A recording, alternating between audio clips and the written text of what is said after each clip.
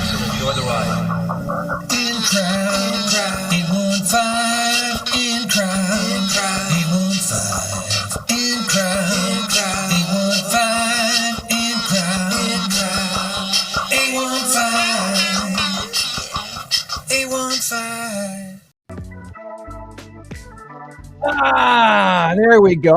I'm pretty much guessing that this is true, Tom. Maybe you disagree. There are probably hundreds of thousands of people who have achieved obscure world records but were lost to time because no one ever knew it. I'm Greg. He's Tom. This is your In Crowd 815 podcast for the 13th, lucky 13th day of June, the year 2026, the latest it's ever been, my friend. In the history of mankind, my world record that I don't think anyone will ever eclipse is that I chewed the same piece of gum for 21 straight days. 21 days. Don't do that. That's not good. I'm actually kidding, but I did. But I seriously did. That was a total lie. But I really did do it for about 5 days in a row. I'd put it on the top of the headboard, and then I did something like that too. I think I did that too. I wasn't a kid. I was well into my adulthood. You just did it last week. No. Well, it wasn't that close. It was 6 months ago.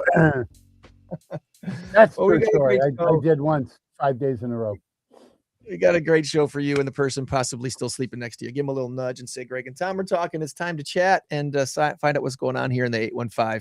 We're going to be chatting with the president and co-founder of the Vanvleet Family Foundation. Susan Danforth is going to be joining us here momentarily. And before we get to her, we got some business to take care of, including this.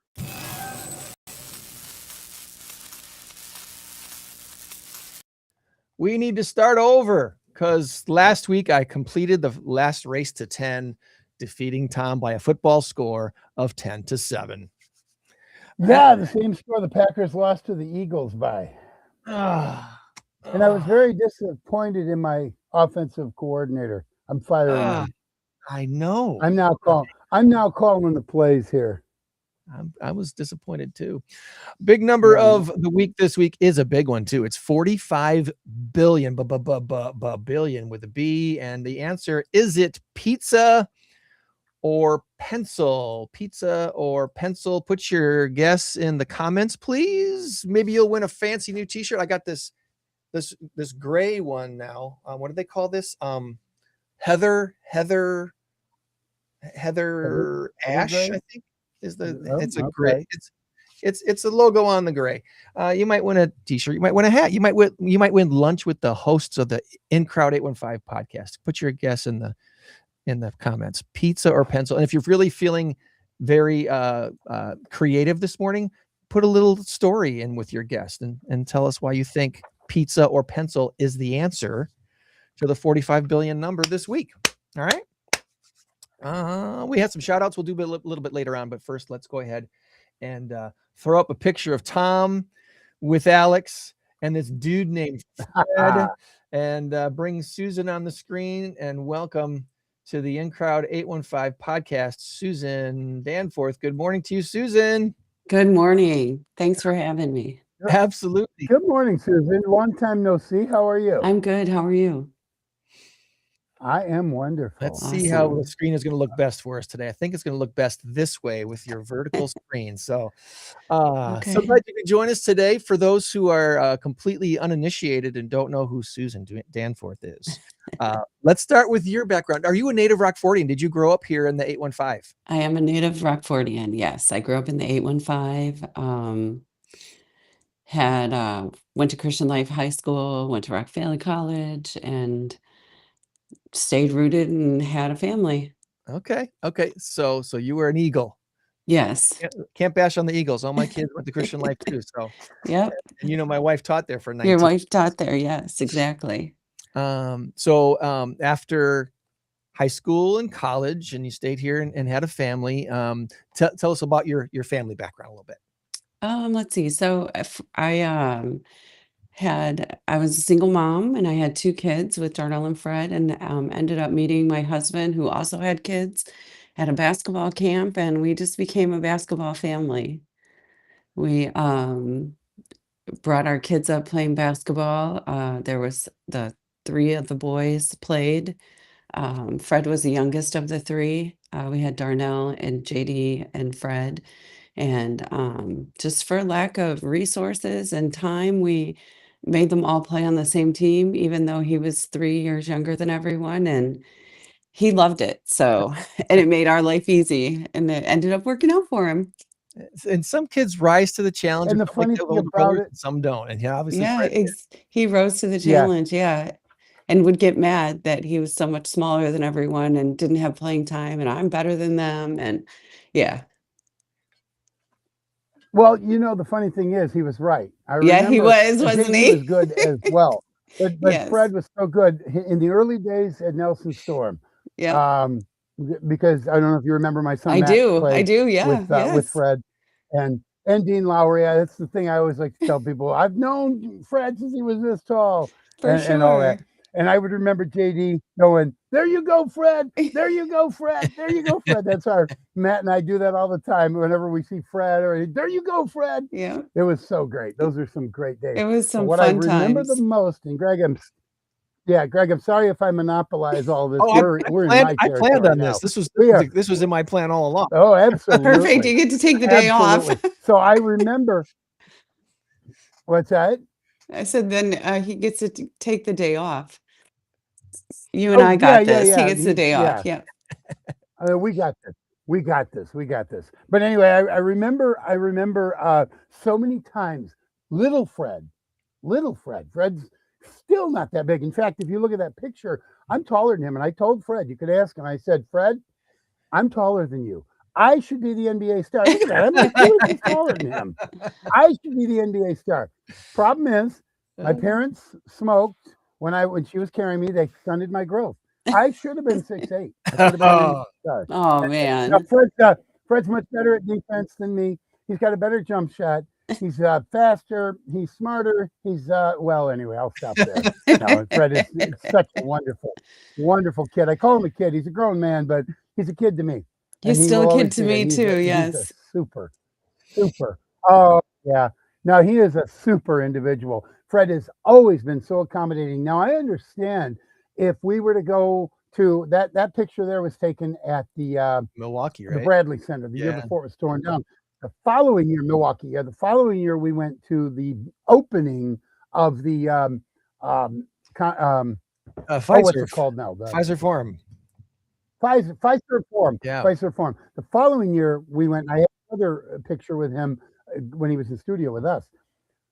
Fred is such a superstar. He can't just arbitrarily say, "Yeah, sure, I'll be on your show." He can't do that. So we get the next best thing. We get Mom. That's okay. We love that. Yes. We love that. But anyway, so but I remember Fred being maybe the smallest kid on the lightweight Nelson Storm team, and he's running around the edge, and we're like, "Oh, we got this. We got this." And then there you go, Fred, and there he goes, and he's in and out and in and out and gone in 60 seconds, and it was amazing. We loved it. And you know what? Fred's a big reason why we won a championship, 2 championships, whether it was lightweight, heavyweight, doesn't matter. He's a big reason. Thank you. Reason. So anyway, okay, I'm done. No, not really, but I had to get that in. It's fun to recall the history of that and all the stuff that he was able to do here in Rockford, and obviously he holds Rockford close to his heart for a lot of different reasons, and it's amazing to me still that at the end of that championship run that he shouted out Rockford at the end of his interview, which we'll talk about that later, but how many NBA players ever do anything like that? I never heard it before. I've never heard it. Maybe a high school. You might hear someone shout out their high school or something like that. But no, he shouted out the whole town. Yes, he did. Yes, he did. Pretty impressive. So I guess let's catch up on Fred. How is he doing with his recovery? Obviously, we saw him on the sidelines in the playoffs, cheering on his team and being the ultimate hype man and getting his team to almost break through. But they had a tough go there. How's his recovery doing? He's doing really good. He's on track. He's working out every day. We really all are just arranging all of our time to give him the opportunity to get back on the court as soon as possible. Yeah. he's never been injured, so it was a big adjustment for everyone. And our family is very close knit, and so we've always just stuck together and do whatever is necessary. And this was just another time for us to come circle back and do that. Yeah. It's for never being injured for as long as he played. That's pretty impressive in itself. So, but as we've seen with other professionals over the years, when those major injuries happen, not all of them have what it takes to recover from that sort of stuff. I mean, it's It's a lot. it is It's a a lot. lot, and there's a different level of discipline. Obviously, Fred had crazy discipline to do what he did at his size and to become what he became. But this is a whole nother ball game, really, if if you want to put it that way, right? For sure. Like this is something where everything's out of your control. And everything's always out of your control, but you're in it and you can maneuver and make sure that you're doing your part. And this is just another situation where he's doing everything on his end to do his part. Yeah. Does he spend? Where does he spend most of his time these days as a Houston Rocket now? Is he kind of got a nice place in Houston where he spends Most of his time is spent in Houston, yep, where he has access to their gyms and facilities, and his trainer is here. So, yeah, Houston's quite the town. It's a Houston huge. is so When he much comes fun. to town, Yes. is it like Go I ahead. have not been to Houston. I've been to Texas a couple of times, but when he comes to town, is it kind of on the hush hush? Like you have reporters calling saying, "When is Fred coming in? When do we want to interview him?" Or No, is it we try kind to of he do it just as comes in quietly as and possible. And it's a little it works for the I would most part imagine, until he makes the target run. Yeah, I mean, yeah. he's got a bit of a distinctive look. It'd be kind of hard to hide under a hat and glasses. I mean, Yeah, even he sure tries, but yeah. Yeah. uh, the smile, the beard. Here's a You can't funny hide that. story.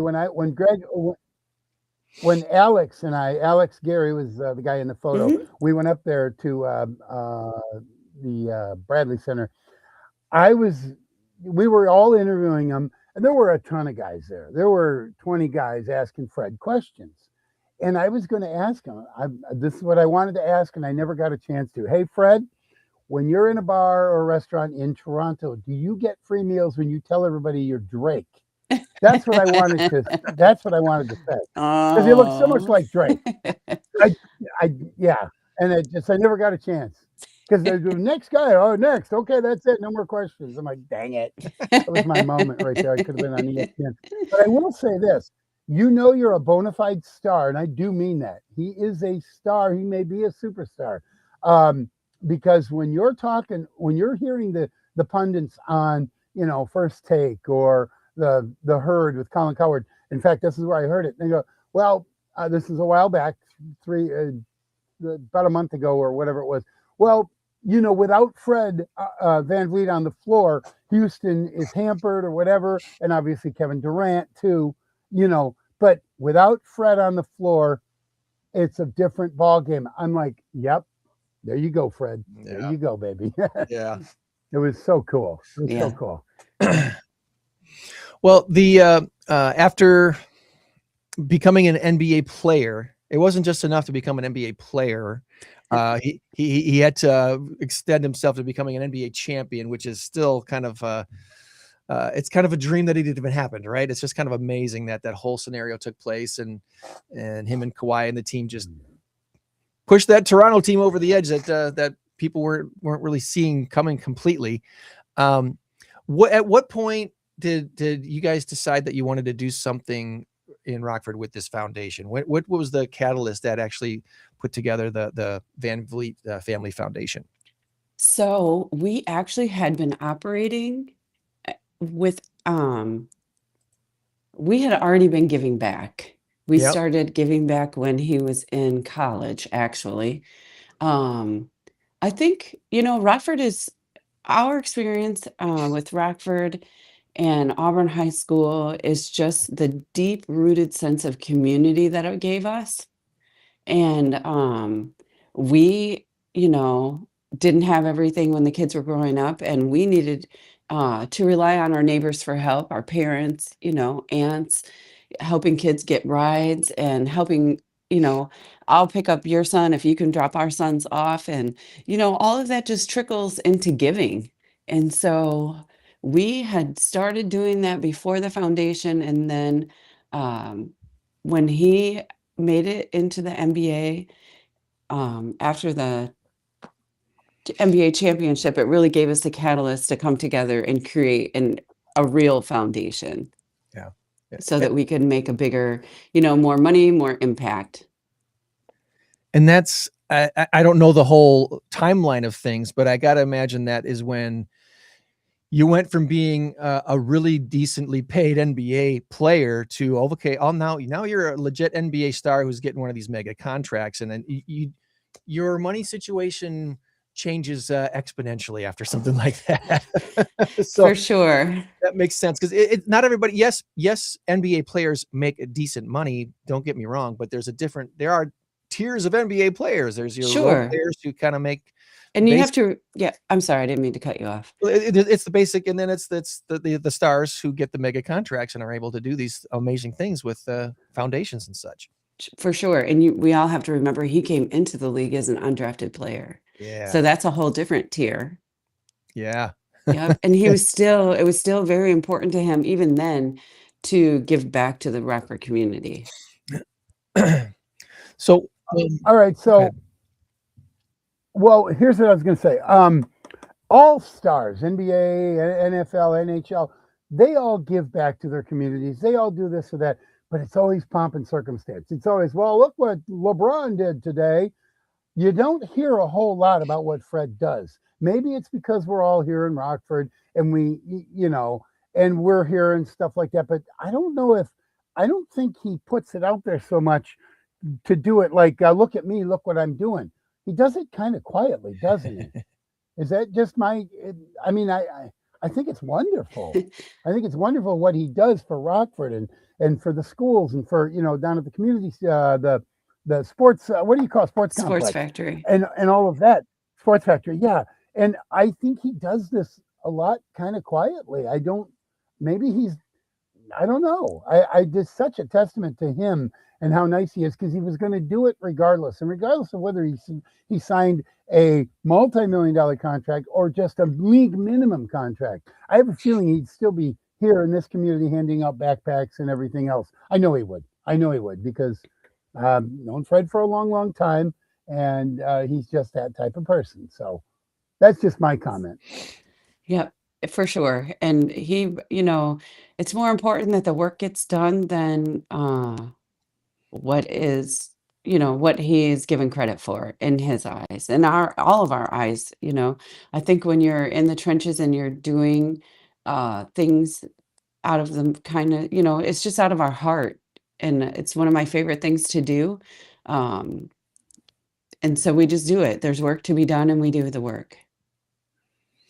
It's one of the things that a lot of not-for-profits and foundations have found over the years is that it's not just about the money. As important as the money is, what is really important is the partnerships and the collaboration that takes place.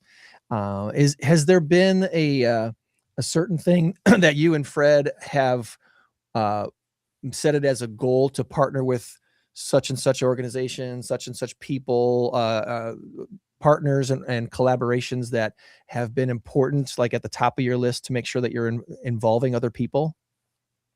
Not so much as like a target of a certain company or individuals. It's really just finding like-minded people that are in it for the right reason. And so we've been super lucky in the city of Rockford with our partners. We have Hard Rock Casino came right in and started contributing. We have Troy Zitke from Pro Restoration, Travis Anderson and UW Health System, the city of Rockford. I know I'm leaving people off the top of my head, but we've been very fortunate and had some really great donors, partnerships to help us keep going. Mission about, I want to make sure we could, as we put up your Vanvleet. That's hard to say, Susan.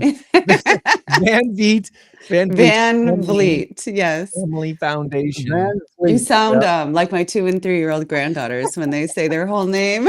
It's so cute. Slow down. Yeah, Vanvleet. Vanvleet Family Foundation.org. Yeah, it is a somewhat unusual name, and so many people call it Van Fleet with an F. Sure. And it drives me nuts. And you know, autocorrect does the same. So there you go. It does, because Vleet, VLEET, is not a word. Fleet is. So, but after you train your computer and your phone, then it's correct. But when national people do it, and they don't so much anymore, but when they first burst on the scene. And Greg, you remember a guy named Dave who used to have a sports show on ROK back in the day. I produced it. It was before you and I came on. He used to say Van Fleet, and it drove me. No, Dave. Dude, Dave. Vleet. It's Van Vleet. Get it right, or we'll cut your tires or something. I just saw him about 2 months ago, Dave. Did you really? Yep, I did. It was good to catch up with him for a minute. Yeah. So obviously the NBA is the NBA. So whether or not Fred stays in Houston for another year, 5 years, 10 years, there's just no telling, obviously. If you had to make a guess, do you think he is able to finish his career in Houston, or do you think he ends up getting traded again, or deciding to make a move himself, take his talents to South Beach or whatever? What would Fred want to do? Yeah, I want to take his talents to Milwaukee. That's what I told him. I says, Fred, when are you coming to Milwaukee? Yeah. When he was in the studio with us, I said, Fred, I said this on the air, when are you coming to Milwaukee? And he laughed. Milwaukee or Chicago? How sweet would that be? Oh gosh. No, not Chicago. Milwaukee. That's my team. I think that he loves Houston, and as much as he loves Houston, it's my hope that this is where he will finish his career. Yeah, I don't blame him. I don't blame him at all. Houston's a great city with so many opportunities and such a great place. So yeah, I totally would make sense. Go ahead. Well, Susan, do you have any idea what Fred's plans are after? Let's just say he comes back stronger than ever, wins another championship, whatever. And in about 3 or 4 years or 5 years, he says, you know what, I'm done. I'm calling it quits. Even if he called it quits now, he's got a championship under his belt, which is what 90% of NBA players can't say. Yeah. Excuse me. Do you have any idea? Has he shared with you what he might want to do? He's a smart guy. I mean, that is the one thing that people don't understand about Fred, how smart he is on the court, off the court. He could do just about anything. Do you think he wants to coach? Do you think he wants to open up a business? I mean, and maybe do more with the Fred VanVleet Foundation or anything like that? Any ideas, or do you not feel comfortable saying anything like that? I don't feel comfortable totally saying it, but I will say that he is always, since he was a little boy, I'm going to play in the NBA, and that's what he's doing, and he's living his dream. He, not only won a championship, he was an NBA All-Star. Yep. And that's where all of his concerted efforts are at now. He's obviously a very, very smart businessman, and he already has things going also that run parallel. He's also now the current MBPA president. That's right. I forgot. So he has, you're right. He has, so right now that's where all of his concerted efforts are going. I understand we always want to know, like, what's next, but his pot is pretty full right now, and he's still going, I think that it's, I was so proud of him when he did become that. And, you have to be very respected among your peers, and they are all trusting him to lead them in a good direction. And that's because they too recognize how good he is at what he does and how smart he is. For sure. Like I said, the reason I asked that question is I would love to see him coach. I would. And I don't know if he's got coaching in his blood. I don't know if he wants to do that. He may be more of a go-getter, but I think he could teach a lot of young players who come into the league. I think he could teach them so well. I would love to see it. But anyway, I digress. It's whatever he does, he will succeed at, and that's the bottom line. And the respect he carries for what he did, again, going undrafted and coming into the league and proving himself, that carries a lot for a coach. You can tell people to do stuff, and they're like, "Hey, this is this isn't just some theory here. This is a guy who did it." Yes. So that would be it would be very cool. I'm not saying it wouldn't. It would be very cool. Well, I would be happy. I'd be close to the game still, right? And you see what this young guy's doing in San Antonio. I mean, he's learning some lessons the hard way, obviously. That crazy comeback that the Knicks did to his team. Oh my God. Did you watch any of that game, or have you been watching the finals a little bit? I have been watching the finals, but I didn't see that game. I've just been watching the clips after, and that's really heartbreaking for them, because the media is not always kind. So as a mom, I'm like, oh man, because that's the side I come from now, a young team with a young coach. They just didn't have that veteran leadership. And it was a rare night when I was actually on my couch at home, able to watch the second half of the game. And you're getting through the end of the third quarter, and my wife is sitting behind me, and I'm like, they're actually coming back. this game isn't over yet. And when it unraveled in the fourth, I'm just sitting there going, why isn't he calling a timeout? Why isn't the head coach of San Antonio stopping this game? He's got timeouts. Why wouldn't you call a timeout and tell your players, hey guys, why aren't you running out the clock every time you're going down why are you shooting? That's right. Why are you shooting with 12 seconds left?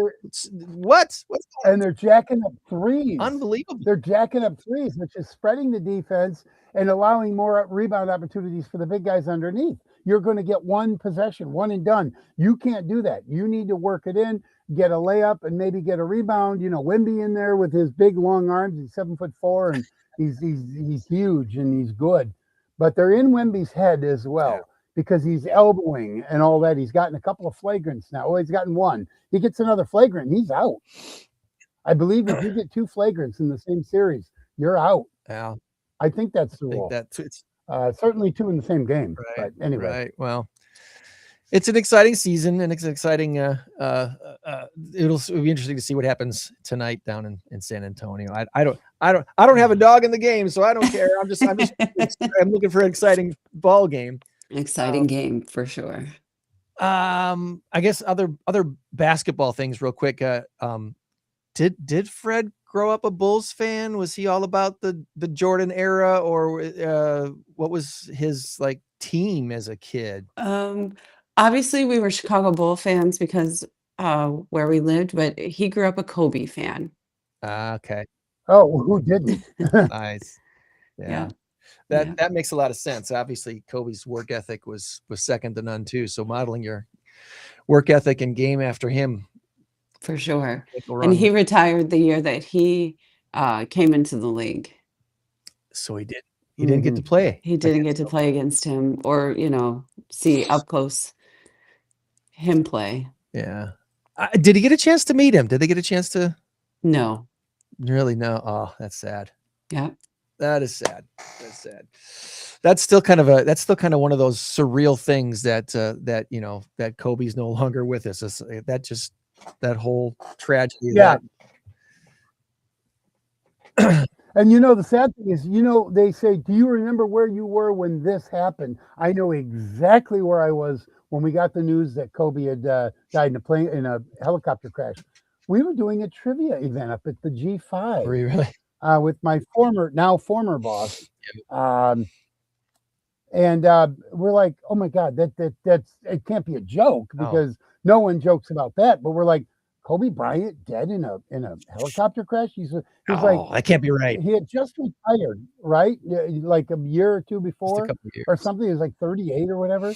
And his little daughter with him. And oh my God, that was so sad. So not necessarily a Lakers fan, but definitely a Kobe fan. Definitely a Kobe fan. Yes. That makes a lot of sense. That's cool.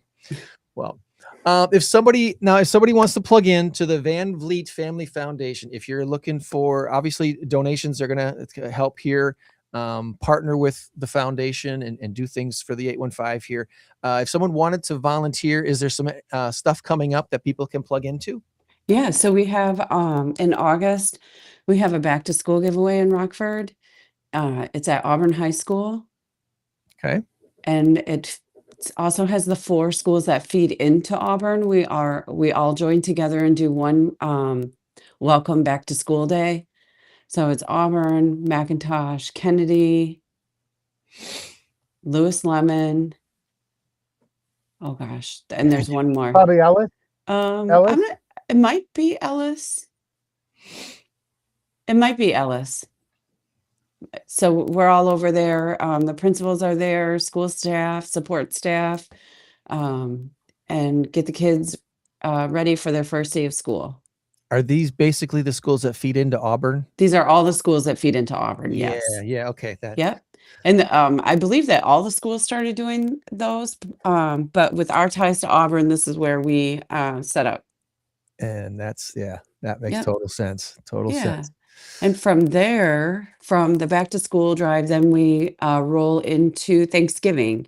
And my favorite event ever is our big turkey drive. The big turkey drive. Yep. We have about 200 to 300 volunteers that show up. Wow. We unpack trucks all on the same day and pack bags and give away 1,000 meals that feed anywhere from 6 to 8 people. Yeah, that's Yep.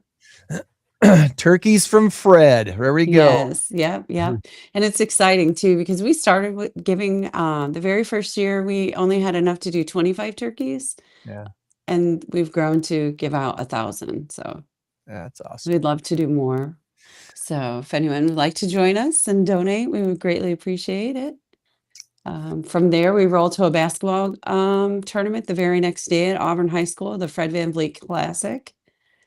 We bring in teams out of state and in state for a great week of basketball. And then we also do things in Houston. Also, we adopted a middle school this year. We do game events with those kids also, and all of our work with the Rockford Park District. Cool. Okay. So a couple questions. Of the 82 games per year plus playoffs, how many do you physically get to go to? And I'm sure that number has probably waned since he's been injured, but on average, just any average year, 25 games, 50 games, 10 games? I would say it's probably closer to 20 or 25. That is cool. Yeah. That's a good number. Yeah. Because hey, listen, son, I love you, but man, I can't be on a plane and then another plane over to Miami and then another. Oh yes, plane I back to can. Houston, and then okay. Oh yes, right. I can. Good. Absolutely. Yeah. It's how much time do you want to spend with your mom? No, just kidding. Now, does he ever say, no, Mom, Kevin Durant and I, well, we're going to do dinner tonight. I'm sorry. I can't do dinner with you. We got a team meeting. He's got a life. He has a life. He does tell me no. I will say that. But my favorite no story is the NBA championship run with Toronto. We all showed up to game 6 in Toronto. Oh, yeah. And they lost. Yep. So he said, y'all are not coming. I'm going alone and we're going to finish this. And they did. And then I was sad because here he is winning an NBA championship alone, but it was okay. We all celebrated later. Well, I want to make sure I did share the link to the foundation website. I want to put the Facebook page in the chat as well, so people can go directly to the Facebook page and follow you guys there. Thank you. Make sure that's in the chat. So if you're following along with us today on YouTube or Twitch, LinkedIn or Rumble, or Facebook. You should see the link already in the comments section, but if you're on one of the other platforms or watching later on Spotify, it should be in the show notes description there as well. So when was this picture taken, Susan? When was this? Gosh, was that maybe 3 or 4 years ago already? Is that the BMO? No, that's at No. Pfizer. That's Is that how you Pfizer. say it? Pfizer? Pfizer for okay. Yeah. Pfizer, Yeah, yeah. because that's Marshawn. And I don't believe that he plays for them anymore either. Okay. Yeah. All right. So normally we take this many kids throughout the year, and that year we chose to do everyone at one time. Gotcha. Wow. Yeah, so it was pretty cool. We had 3 busfuls of kids, and they collaborated together, and we brought them. And so normally when we do a game experience, the kids get money to eat with, and then the game and the t-shirts, and we ride coach buses. And then that year, Marshawn and his camp gave them all a gift. Nice. So everybody walked away with I believe it was a backpack and t-shirts or something. But yeah, it was really fun. Well, is there something that you haven't done yet as a foundation that's kind of I like to call it, once upon a time back in the day, I learned something from a seminar somewhere, and they said, what is your BHAG?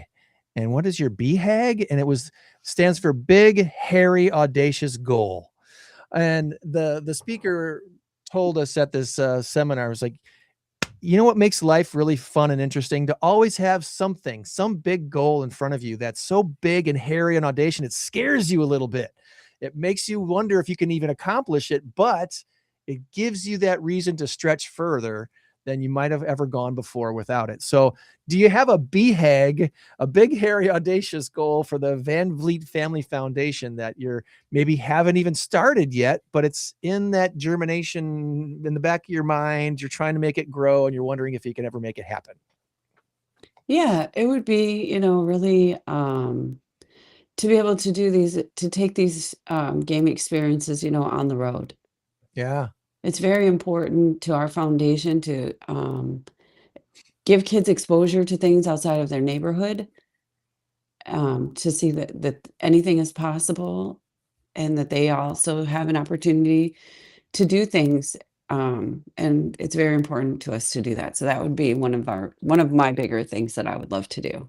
So the number of kids in this photo behind you right there, if all of those could board a plane and go see a game in Houston, is that kind of what you're trying to tell me here? That would be amazing, right? For them, for us. Obviously, that would require a lot of chaperones. Right. Yeah. Right. But yeah, something along that line for sure. Hey, if you've never been on a plane before, you can register to go on the Vanvleet Family Foundation trip to Houston to watch Fred play just a random game in the middle of the season down in Houston, getting out of Rockford for a weekend or a middle of the week thing. That would be an awesome goal. Yep. That would be a very cool thing to do. And For Tom would be sure. glad to be one of your chaperones. I know he would. Oh, absolutely. Yeah. Yes. Yep. We would be happy to have him. Absolutely. Absolutely. Well, is there anything that we did not ask you today that you wanted to make sure we talked about when it comes to the Vanvleet Family Foundation?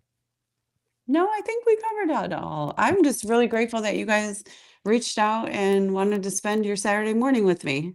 Absolutely. Thank you. Well, obviously we admire Fred a lot, and my connection with you through my wife is, I would love to be able to spend more time with you and get to know you a little bit better as friends here in the 815. So hopefully we get For a chance sure. to do that, and Tom would Yeah. sure as well. We do have some fun stuff coming up that maybe we can partner with. Maybe it makes sense, maybe it doesn't. But if you follow along with our In-Crowd 815 stuff, one of the things that we've become known for is this sign behind me here, the Mass Karaoke Trivia Contest. Where we have version 5.0 of the contest coming up October 1st at Tabala. Okay. And so far we've given away over $20,000 toward not-for-profits in the first four that we've done so far. After the 5th one, we'll have eclipsed $30,000 because this time we have an $8,000 grand prize for the winning team's not-for-profit. Wow. and we'll have 2 $1,000 prizes to give out that night as well. So I need to do some more math, Tom, to exactly see where we're at with the giveaways that we've done. Because when we started this in 2024, it was our kind of big, hairy, audacious goal is to try to figure out how to combine karaoke and trivia in the same contest and make it benefit local not-for-profits. And when we tried it the first time with $1,000 prize and 10 teams, it just worked. It was a lot of fun, and we made some minor tweaks and kept growing and going. And this one's going to be the biggest one yet. So thanks to our friends at Medicare 411. So we could have a team playing for the Vanvleet Family Foundation, because you're a legitimate not-for-profit, so you can be named as the not-for-profit. And what makes the contest masked isn't what people wear on their faces while they perform. It's the fact that the not-for-profit each team is playing for stays masked and concealed until the end of the night, when we find out who the winners are and who will have to try again next time. So right, not the players, but the thing on the table. What am I trying to say? The thing on the table stays covered. The centerpiece stays covered, and then we reveal it at the end. Gotcha. So nobody's actually masked, but it is a lot of fun. Great way to get the name out there, and it's a great way to. Greg, I like it better when I'm far back away and you can see more of my teddy bears. I keep telling you, brother, you need a better camera, my man. That's okay. Camera. This is big and imposing. Oh, gosh. Well, you get what you get for now. Yeah, there we are. Much better. There we go. We'll put you up there. I feel like I'm... Okay, so my big, hairy, audacious goal for Fred and the Vanvleet Foundation would be to have resurrect the basketball in the Metro Center / BMO, the Big Orange Box, whatever, and have a Fred VanVleet annual basketball tournament or something like that. All proceeds go to pick a charity, and have all teams converge. Maybe what you do is during the off season for the NBA, when you have the summer league for the basketball, for the high schools, everybody converges there and plays a round robin, or just simply plays, where you pare it down to one and then you get your championship. And the winning school gets all the money that, or something like that. I think that'd be a wonderful idea for all of the area schools that play. I know this because I used to work for the district, and we used to have, like, East would have it, Jefferson would have it. Everybody has that summer. Yep, they still go on. Fred may have still go on. Yep. They still do. Yep. They still do. So what I'm saying is, after that, everybody converges on the Metro Center, and over about a 3-day weekend or something like that, Friday night games, Saturday games, Sunday games, with the winner being crowned on Sunday afternoon. And then whatever team it is, let's just say, gosh, I don't know, Auburn wins it all. Well, they get the money for their athletic program or for their school. Yep. I think that would be a wonderful idea. So just throwing it out there, Susan. 2 cents. Thanks. We actually have a court at the BMO, and I'm not sure the history of where that fell apart. Okay. I know I've seen the pictures of it. Yeah. So yeah. All right. Well, Susan, Tom's got some trivia for us today. Oh boy.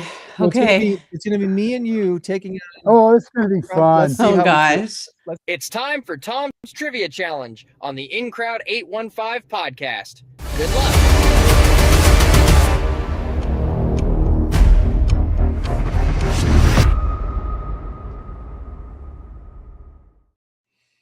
All right, Tom. 7 questions. Don't hurt us too bad. Oh gosh, what are the rules? Okay. We're on a team. So, here you go. Together. Oh, okay, perfect. Yeah, you're playing together. Okay, so first of all, Greg, my wife looked at the logo and said, "Well, that's not you." She saw it on Facebook about the upcoming thing at Machine Shed. She goes, "That's not you. Well, who's that?" I said, "Yeah, that's me. That's Greg's rendition of me or whatever." AI's the glasses, they're not even close. AI's cartoon version. Yeah, well, she's wanting you to change. I want you to give me the glasses that I actually have, not those Buddy Holly ones. But anyway, that came from her. Take it up with her. All right, Susan, these questions are not designed to test your intelligence, designed to test your memory. So you got Greg to help you on all of this. Okay, perfect. Don't feel bad if you don't score well. because it's all about Fred. It's all about Fred. But there are certain things you made that's like, I don't know that. Come on now, you know? Okay. All right, here we go. Okay. Which city is larger? Is it Houston or Toronto? Once again, which city is larger? Is it Houston or is it Toronto? By both size and population, it's not even close, right? I don't know. I believe you it. tell me. I'm going with Toronto. By population Greg, what do you say? and size, isn't Houston way bigger? You said what is the by people? I believe. Oh gosh, I don't know. Can I Google? Specify the question, Tom. Are we talking population or square miles? Population. It's always population. Otherwise, I would say area miles or square miles. Houston is a huge city by square miles. Susan, what would you say earlier? I said Toronto. You are correct. 3.7 million people, Houston 2.4 million. They're both huge, but Toronto is bigger. So I'm glad you knew that. You were trying to talk me out of it. You really had me almost changing my answer. No, I wouldn't let him do it. Don't worry. Don't worry. I think the only city in America bigger by square footage than Houston is Jacksonville, Florida, if I remember right. But I thought Florida is the largest city. I think they're the largest city in America. 875,000 square feet or so. It's monstrously huge. It's crazy. By population as well. It's the largest city in Miami. They're almost biggest. It's not biggest 875,000 square miles. It's 800. It's 900,000 people, residents. I don't remember what the square footage is, or square miles, but it's big.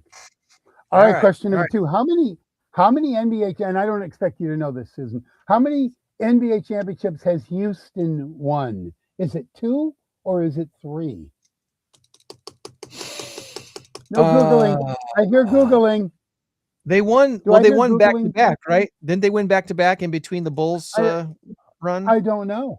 I think 3. I think 3. I think they won a third since then. I would say 3. I'm gonna say 3. They only won 2. 94 and 95 because Michael wasn't in the league and Fred was still real small. Okay, well, we're going to win 3. So the next time you ask me this, there you go. There you go. So you were projecting. There you go. That's right. All right. The city of Toronto has what some might call their very own version of the Seattle Space Needle, when in fact it's the CN Tower. It's a communication thing. In what year was it officially opened to the public? Was it 1966 or 1976? The reason I asked this question is because I'm pretty sure for all that time in Toronto, you probably heard something about it, and the date might spark something. So once again, the city of Toronto has what some might call their own version of the Seattle Space Needle. That's what I always thought it was. I thought it was their own version of it. But it is, in fact, the CN Tower. The CNN Tower, yeah. Canadian News Tower or Canadian National or something like that. Anyway, in what year was it officially opened? Was it 1966 or 1976? I don't have a clue. I have no idea. Well, I don't know. Did they build that in the 60s or the 70s? I would say, if I could give you a hint, I would say the answer has part to do with a team from Philadelphia, but it has nothing to do with it, but the name of it, the name of the team from Philly. Well, that gets us to the 70s then. It'd be a basketball team. So that must be 76. Maybe. I'll go with 76. Very wise choice. All right. All right. Here's one that neither of you are going to know. I'm going to give you some help with it. Fred played for the best Rock Valley Junior tackle program ever called Nelson Storm. And sadly, by the way, I don't believe Rock Valley Junior Tackle exists anymore. Correct. After like 65 years, they finally. I'm so upset by that because my boys are now playing flag football. I wanted them to play for Nelson Storm because my brother did, I did, my son did, and Fred, obviously. That's how we know each other. What business is Nelson Storm in? If you get it even remotely close, Isn't it electronics? Nelson's. I don't know. I don't think so. Oh man. It's funny because I believe that it's electronics because it's a lightning. Yeah, that's why I thought on the uniforms. Something electronic based. It's something electronic actually, or manufacturing. The co-owner's name was Jack Storm, and that's how they got it. Okay. So that's a very good observation there, but it's not. Okay. It's tool and die manufacturing. Well, I said manufacturing. That didn't count. Well, you said electric something. I said manufacturing. There we go. Anywho. Well. Okay. Right. You did. You got it under the buzzer. All right. Here we go. Now we're getting into three more, and all three of these you have a legitimate shot at getting. You should get them. Okay. Here we go. Who was Fred's high school coach at Auburn High School? Oh, dun dun dun! Brian Ott. Brian. Yes, Brian. The Otter Man. Yes. Ott. And Susan, I know if you hated his guts, you wouldn't say it here, so that's fine. But I know you didn't because Brian is one of the nicest guys you could ever meet. He always gave us interviews because we used to cover a lot of Auburn games. I would remote tech for a lot of Auburn games, and I would just have to go up to Brian and say, "Hey, Brian, you got time for and talk to us after I'll kick someone else's butt." He was a wonderful, wonderful guy. And I high school basketball. I love the guy. Okay. So, he's amazing. We our grandson actually just finished up playing for him. So no, we love Coach Ott. They've become family, and more importantly, he is a really great Christian man. Like that is the most important part. Like hands down, we love him forever. You are correct about that. Yes, you don't hear foul language coming out of his mouth. I mean, not that anyone who slips isn't a Christian. I'm not saying that, but I'm saying he. No, because my husband is the complete opposite, and he also is a Christian. But yes, yeah, that it happens. You know what? I mean, the funny thing about it, the Bible does say don't use curse language, or coarse language or whatever. But if you call somebody a name that's not a quote unquote swear word. Well, you're doing exactly that. So an occasional swear word is, it's fine. I don't look at anybody. There we go. What's that? Yeah. No, I don't look at anybody as being, he's not a Christian. He said the S word. Yeah, whatever. Did I lose you guys? That's between you and God. Nope, we're here. Just for a second. Okay, here we go. Fred went on to play D1 college basketball at Wichita State University. What is the school nickname? Gone again. What is the school nickname of Wichita State University? Do you know, Greg? Oh, hold on a second. Let me get Susan back on the screen here. There I am. I'm like, whoa. There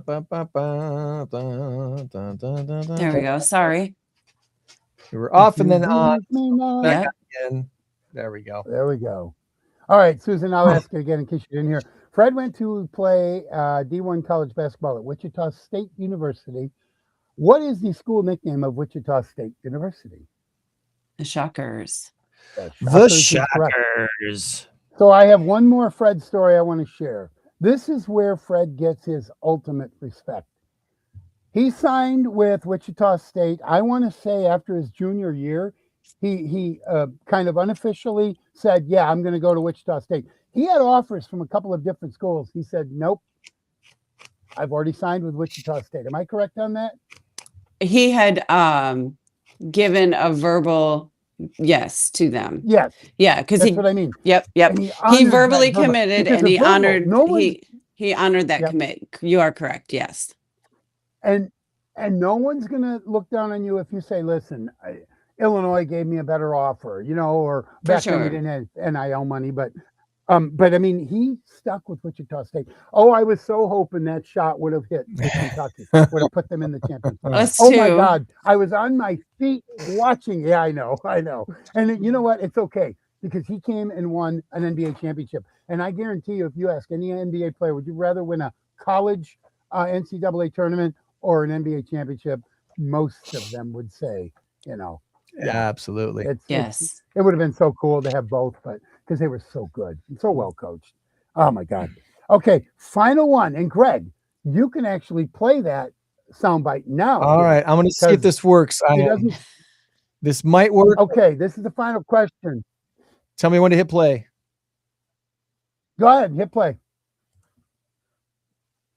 From a player between the lines, can you describe what it was like competing in this series? It's stressful. Those guys don't make it easy, man.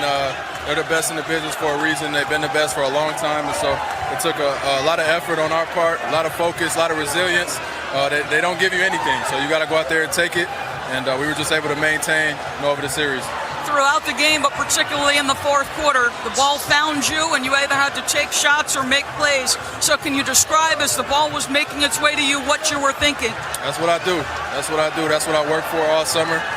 Had the confidence in myself. My teammates had the confidence in me.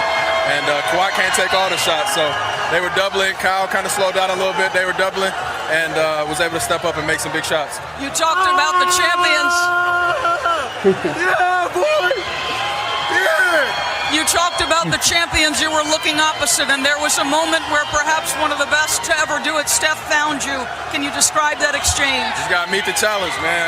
He scored 1,000 points in this series, it felt like, but just want to make it tough on him and, try to earn some respect there. Battle, scratch, claw, foul, do what I got to do to try to help our team win. And obviously we have a ton of respect for those guys, but, we're going for them, and we want to take them down. We were able to do that.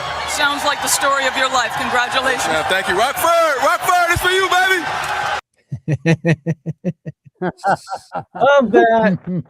Love that. Oh my God, it was so awesome. I was watching it. I swear to you, I had small tears coming down. It was so awesome. Somebody that I know. Yeah. Somebody that I know. We all know. You especially know him. You birthed him. But anyway, I'm watching that. It's like, oh my God, this is surreal. This is awesome. Yeah, I think we were like half. For you, Rockford. Yeah. You're what? What's that? I think we were like halfway through the fourth quarter, and we were on the couch, and I was like, "Oh my God, we're really doing this." But it felt right and it felt normal too, in that situation. Okay, so here is your question. On the night when Fred's Toronto Raptors won their one and only championship, Fred uttered these words: "This is for you, Rockford." But then he said, "Rockford, it's for you, baby." But anyway, to what longtime female ABC reporter? Who did he say that to? Who was interviewing him? I know her, but I can't tell you her name right now because you just asked me this. I'm sorry. I don't remember her name either. Oh my gosh. We make a great team, Greg. I don't remember her name either. Yeah, I can't. Yeah, I know the voice. It's what is her name? DB. The initials were DB. Is that right? DB is her initials. She was a former Diane college standout. No, and Debbie. I don't think she played NBA because. Well, if is it Doris? Doris is her name. Doris. Doris. Yep. Yes. Doris. Doris. Would it be Doris Burke? Yep. I was going to say that too. I was thinking Doris Burke, but yep. Okay. One of the best in the business. Yeah. She is very, very good. I love her color commentary. And she did a great job with Fred, and Mike Breen did a great job with Fred. He asked him a couple of questions, and I have like 5 or 6 good sound bites. So that was the one I wanted to share.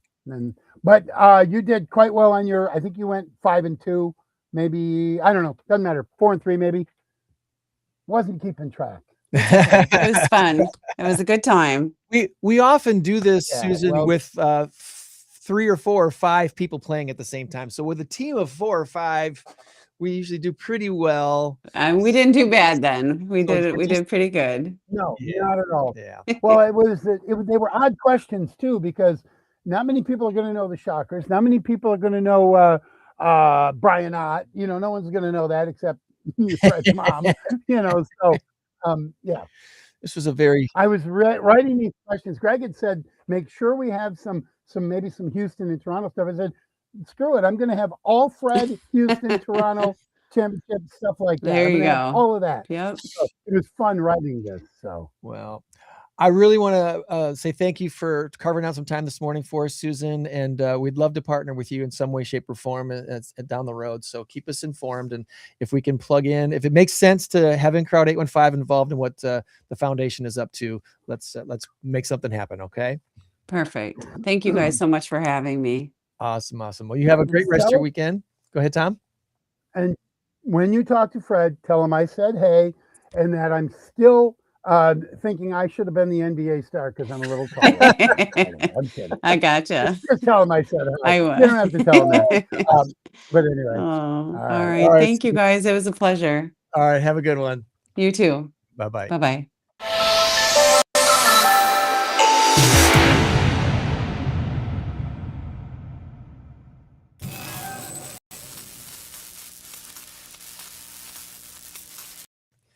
All right, let's reset the score because it is now 0-0. Boom, just like that. And our big number of the week this week is a really, really big one, friends. It is 45 billion is the answer. Could have gone either way because I've ordered 45 billion pizzas in my life, and I've probably broken 45 billion pencils in my life. So, by the way, that was such a great interview. Susan has always been such a wonderful person. I mean, I don't know her that well, but I know her through football. We've talked many times. And I know she probably doesn't remember a whole lot about, back in the day and all of that, but that's okay. That's okay.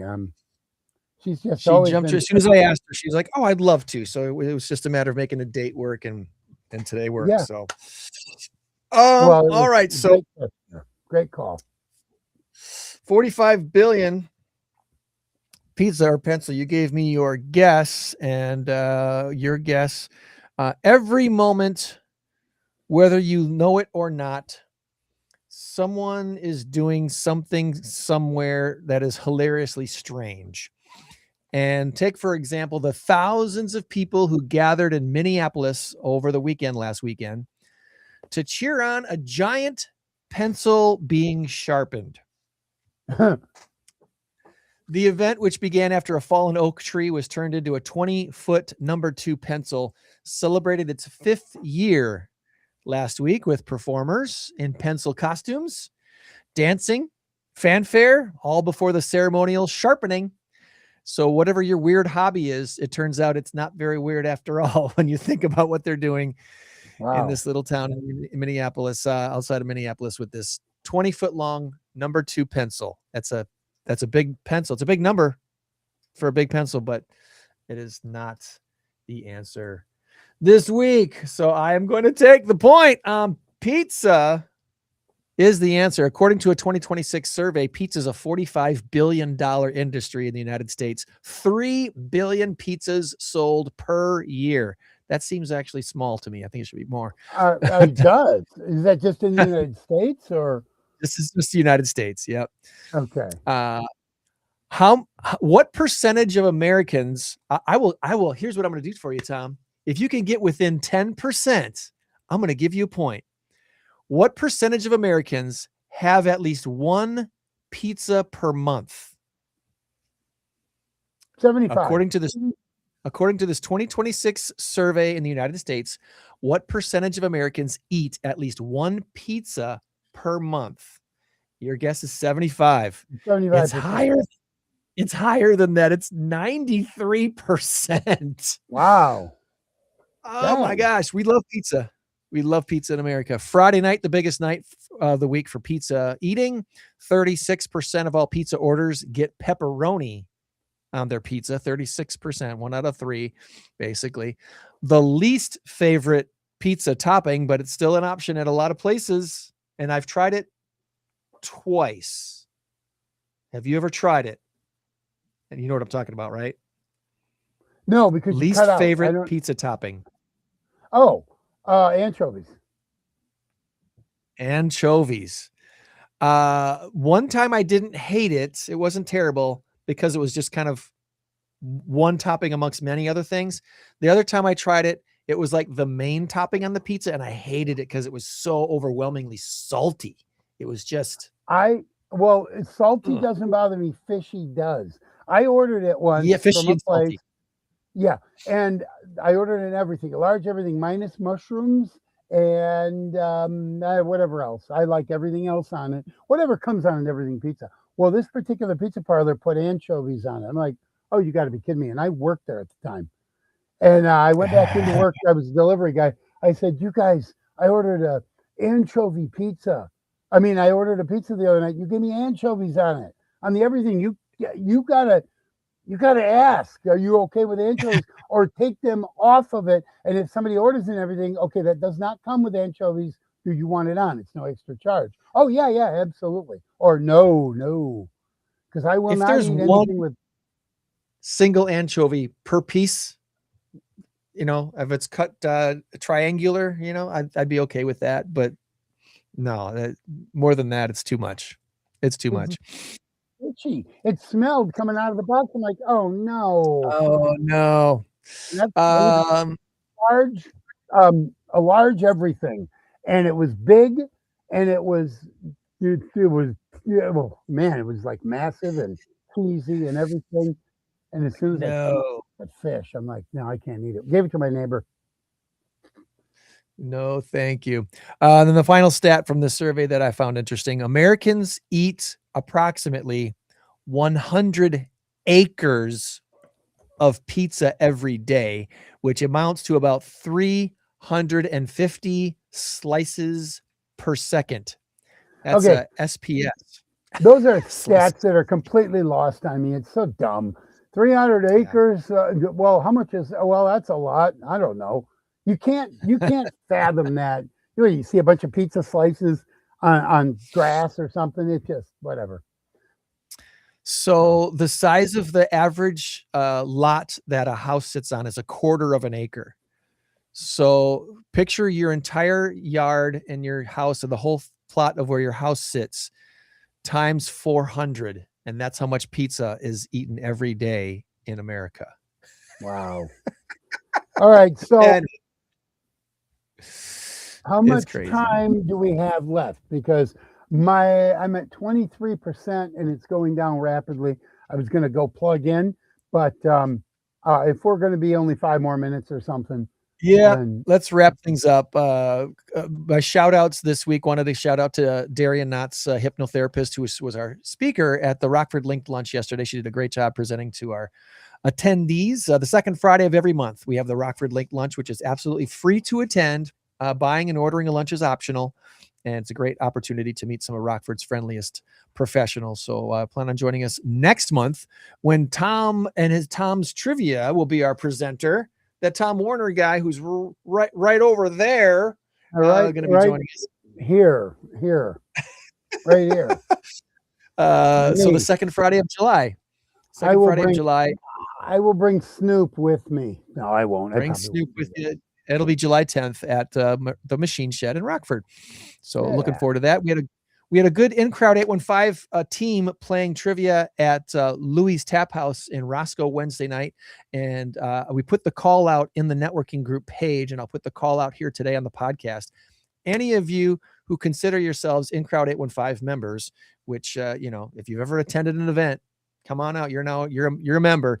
If you got a business card and a smile and you've been to an in-crowd 815 event, you're a member. So we would love to have a team every single Wednesday night at 7:00 at Louie's Tap House. I can't be there every Wednesday night. But that doesn't mean you show up and you say, I'm here on behalf of In-Crowd 815. Well, I'm part of In-Crowd 815 as well.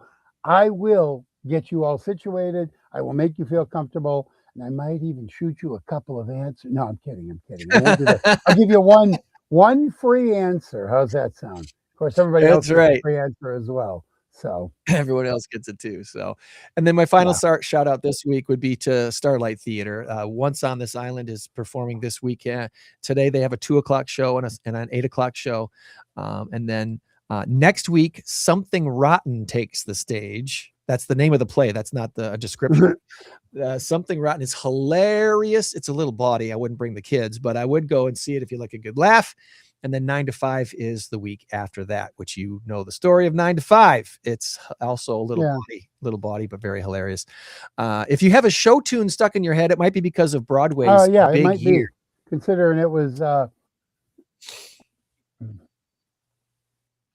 What you want to make a 9 to 5 comment?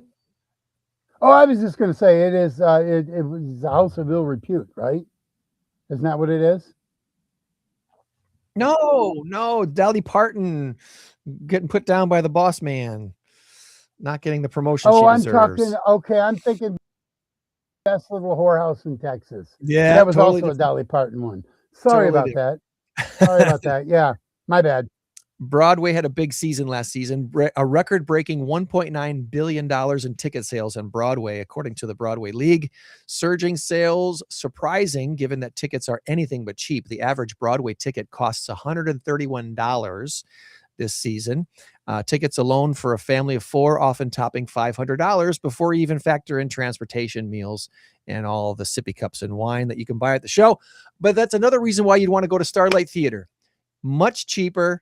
And you still get the high quality show, a very Broadway-esque style show, which Tom can attest to after seeing The Wizard of Oz last week. Absolutely. It's a top-notch show. Absolutely. The Wizard of Oz was phenomenal.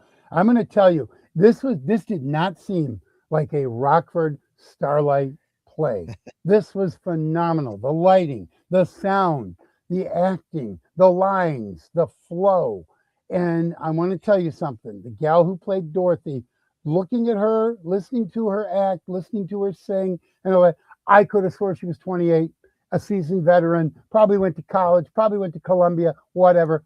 14 years old. And Greg, I asked you this question as we were leaving trivia the other night. I said, scale of 1 to 10, what are her chances of becoming a mega star one day? Like a Jodie Benson from Boylan, who was Ariel in The Little Mermaid.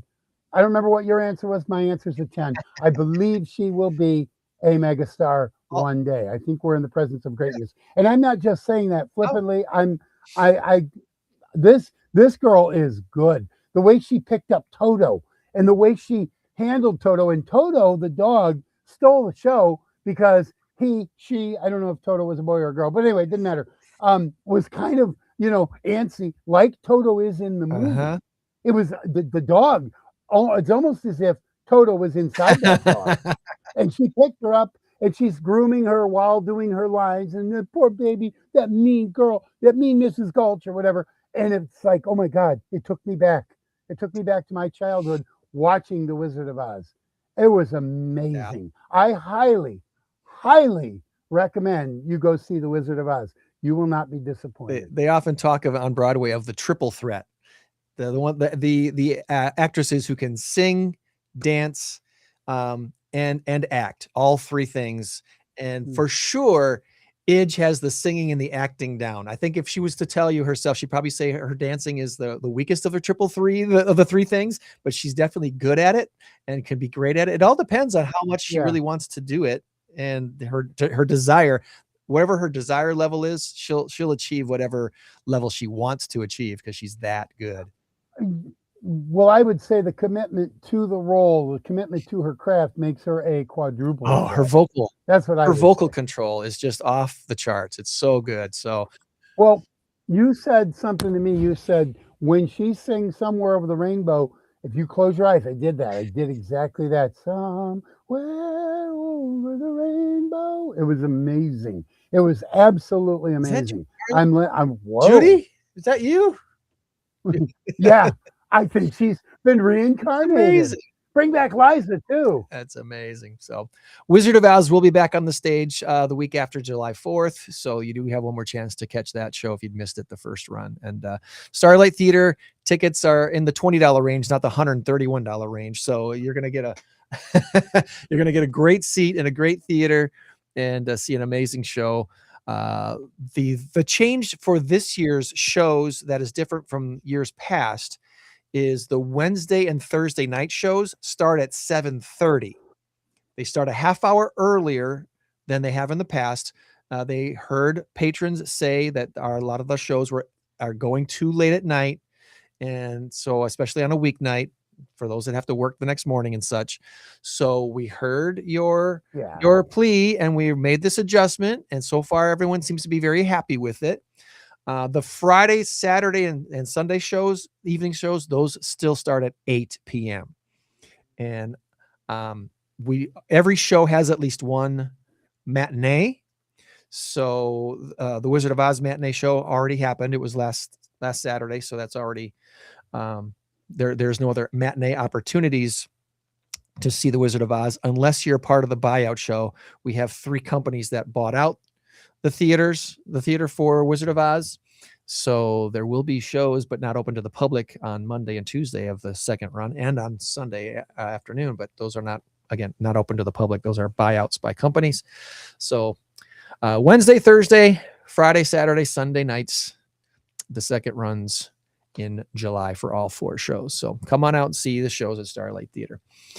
Yep, you won't be disappointed. You will not be disappointed. I think that covers all my shout outs for the week, Tom, unless you had anything else, buddy. No, I do not, other than some Packer football. Just real quick here. Marshawn Lloyd, they're thinking big things for him. If he can stay injury-free, we may have a 1-2 punch like nobody's business. And that's if Josh Jacobs, if everything works out for him, which I think it will. I think people may have jumped the gun on this, and I am not defending Marshawn or Josh Jacobs at all. If he did what was said, he needs to go to jail, period. Off the team, out of Green Bay, go to jail. But if he didn't, he deserves his day in court. He deserves his day in court. And I have what's never considered is the other party. You got That's right. That's right. And I have no dog in the fight because I don't put the Green Bay Packers or anything like that over the interests of others, especially in something like this. This is serious stuff. Oh, yeah. It could be serious stuff if in fact what he did was true. So no, I'm absolutely not willing to say no. I'm pretty sure he's innocent. I have no idea. To be investigated. I wasn't there. We'll let the courts. Yeah, we'll let the courts decide it. So the other thing is Lucas Van Ness is a beast. He is making Jordan Morgan look like a bad high school player. Watch out. He is absolutely tearing it up. And if Lucas Van Ness proves out to be who we thought he was when we drafted him as our number one pick, our number one, first round, our first pick in the draft. I think he was like the 15th overall or something like that, or 8th or whatever it was. We drafted him very high. So he should be good. He should be up there. And I think he will be. So I am looking for really good things. And this Jonathan Gannon thing, I thought when Jeff Hafley was hired, he said all the right things. He did all the right things. And we had a really good defense the first year. And we had a really good defense the second year for part of the season. A lot of Jeff Hafley's problem was his head coach, Matt LaFleur. And if Matt LaFleur can figure it out and stop jacking around, I saw a soundbite yesterday and it was interesting. They said in that Philly game, it was 4th and 1. We had a chance to take the lead. 4th and 1. And the Philly guy is calling out our play, 54 right, or something like that. And guess what? It's a 3-yard loss. We gave up the ball. That is garbage play calling. That falls squarely at the feet of Matt LaFleur. This is his last year. I'm calling it right now. If the Packers don't make the playoffs, or if they go 9-7, first round exit, or if they go 10-7, 6th round, 6th seed, 7th seed, and they falter, he's gone by Monday. Okay. All right. Bold prediction. I hope they put it all together. Micah Parsons will be about 5 to 6 weeks in. I hope Lucas Van Ness can do his thing. One last shout out. There's so much talking about. But one last shout out that I forgot. I'm so sorry I forgot this. NAMI Golf Day on Monday was amazing.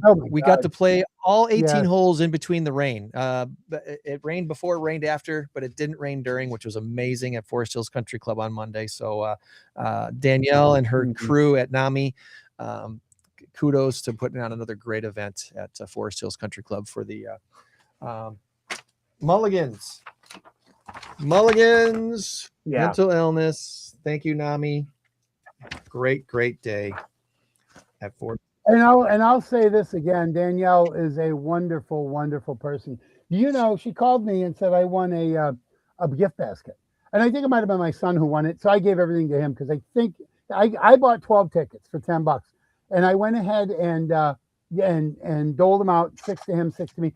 Pretty sure his was the winning ticket, but it was all under my name. Right. So I got the candy out of it, but I gave him the movie passes and the Buffalo Wild Wings thing. It was about $100 basket. That was good. She delivered it to my house. She called me on Thursday afternoon, and she said, "Hey, do you want me to run it by your house?" I'm like, "Oh my God, you do so much. You don't need to do that." She did. She insisted. She's very insistent. She's a wonderful, wonderful person. Oh, she is. She is. Oh my God.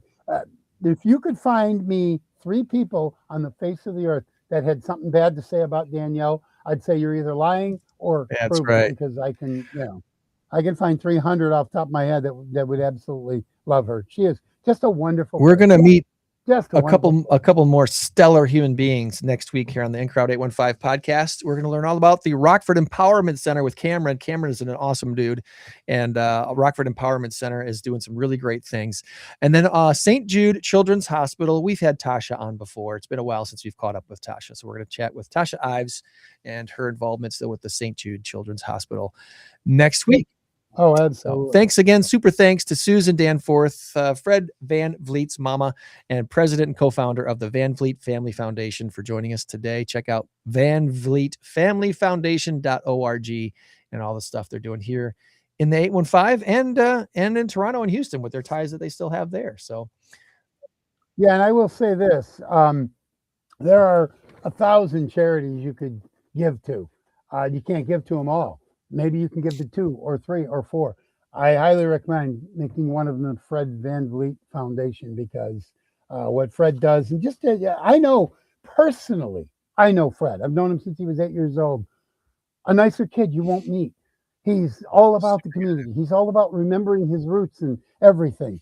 And I just consider that. I don't care if it's $10 a month, $5 a month, volunteering, whatever. Fred does some good work, and he's a good guy. So that's my yeah. Also, you mentioned St. Jude's. What Tasha and Dean, I believe her husband's name is, what they went through losing their little girl, Sydney. Oh my God. No one should ever have to go through that. But God is so good that he has taken a tragedy and turned it into a triumph for a lot of other people. Back at the radio station when we were there, I was part of the crew that would help raise the money. I did some shifts on air, board hopping, whatever, and on Q 98.5. And I tell you what, it was, it's amazing. The money we raised, and that's just us. There's money raised all over the place. So it's another worthwhile organization. They're all good. Looking forward to next week's show. And until then, remember, you change the world when you help one person. Be a blessing to someone today and every day this week. We'll meet you back here next week for another In Crowd 815 podcast. Thank you, Tommy. Have a great weekend. I will, buddy. I'll see you Wednesday, hopefully. Bye. 815 In Crowd. 815 In Crowd. 815 In Crowd. 815